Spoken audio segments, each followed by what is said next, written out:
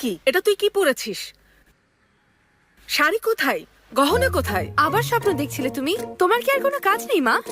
তুমি বিয়ে করে বাচ্চার জন্ম দিলে, তারপর আমি এসব স্বপ্ন দেখা ছেড়ে দেব। জানি না এই জন্মে বাড়িতে কোনোদিন খুশি আসবে কিনা। উপরালাই ভালো জানেন। মা, বিয়ের খাবারের আয়োজন পরে করো, তুমি আগে আমার জন্য নাস্তা বানাও।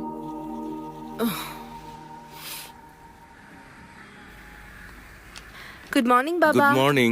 আজকের কি নিউজ? কি আর হবে, ওই একই জিনিস, ক্রাইম, এই যে স্ক্যাম, লাঞ্চ। কিছুই বদলাবে না। শুধু দেশকে নিয়েই ভাবো, আর মেয়ের বিয়ে নিয়ে ভাবতে হবে না। সকাল হতেই শুরু হয়ে গেল। মা থামবে না, ঘুমের মধ্যেও এসব বলে। বাই বাবা। বাই মা। বাই বলে মেয়েটাকে শুধু অফিসেই পাঠাবে নাকি শ্বশুর বাড়িতে পাঠানোর কথাও চিন্তা করবে? হ্যাঁ সচিন সাহেব, না না এই তো